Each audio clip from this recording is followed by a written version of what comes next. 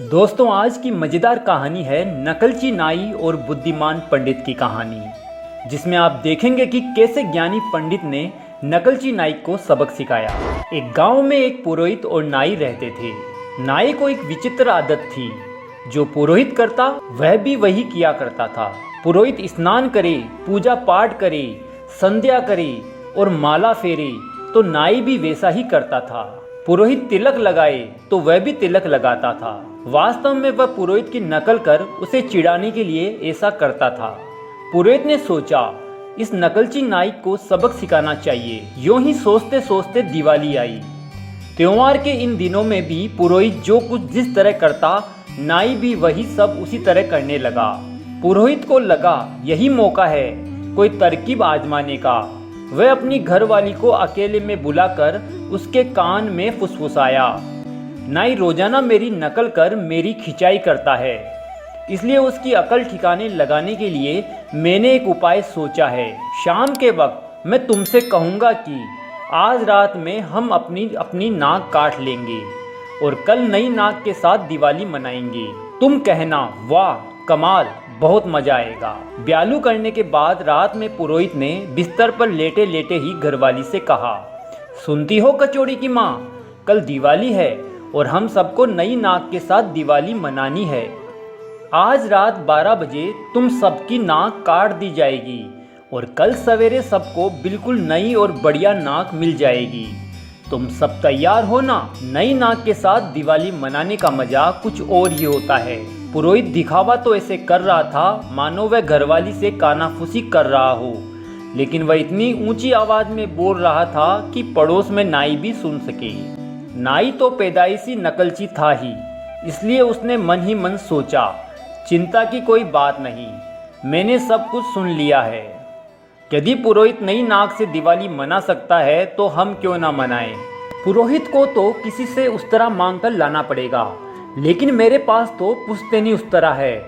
पुरोहित के मामले में मैं काफ़ी सफाई से नाक काट सकूंगा, इसलिए पुरोहित के परिवार में जो नई नाकें आएगी उससे हमारे घर में कहीं ज़्यादा बढ़िया और सुंदर नाकें आएगी।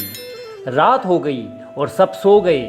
आधी रात होने पर पुरोहित जागा और खटिया पर लेटे लेटे ही उसने झूठ मूठ घरवाली से कहा, सुनो, तुम यहाँ आ जाओ, मुझे तुम्हारी नाक काटनी है। घरवाली भी लेटे लेटे ही बोली, लो मैं आ गई, अब देर किस बात की, झटपट नाक काट दो। फिर मानो कर चुकी है, ऐसे तुरंत ही वह जोर जोर से रोने चीखने लगी।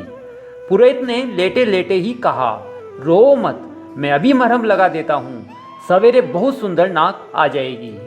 घरवाली झूठ मूठ बिसुरती हुई सो गई। बाद में पुरोहित ने अपने बच्चों की नाक काटने का ऐसा ही दिखावा किया। थोड़ी देर बाद सब बच्चे ऊ ऊ ऊ ऊ करते हुए सो गए। अब नाई नाक काटने के लिए तैयार हुआ। उसने सोचा, पुरोहित ने सबकी नाक काट ली, अब मुझे भी काट लेनी चाहिए।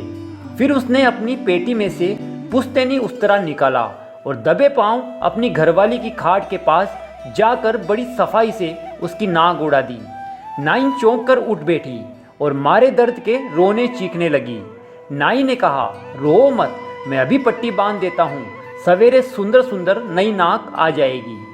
पुरोहित ने अभी अभी सबकी नाक काटी है, वे सब नई नाक के साथ दिवाली मनाने वाले हैं, भला हम कैसे पीछे रह सकते हैं। नाइन की नाक से लहू बराबर बह रहा था, लेकिन अब और इलाज ही क्या था। बाद में नाई ने बड़ी सफाई से अपनी भी नाक काट ली। उसे भी दर्द तो काफ़ी हुआ, लेकिन नई नाक के साथ दिवाली मनाने के उत्साह में अपनी नाक पर मरहम पट्टी बांधकर वह भी सो गया। सुबह उठकर पुरोहित ने ऊंची आवाज में अपनी घरवाली से पूछा, कहो तो कचौड़ी की माँ, सबको नई नाक कैसी आई है। उत्तर में घरवाली के साथ बच्चे भी बोल उठे, उत्तम श्रेष्ठम। पुरोहित ने फिर पूछा, किसी को कोई तकलीफ तो नहीं हुई।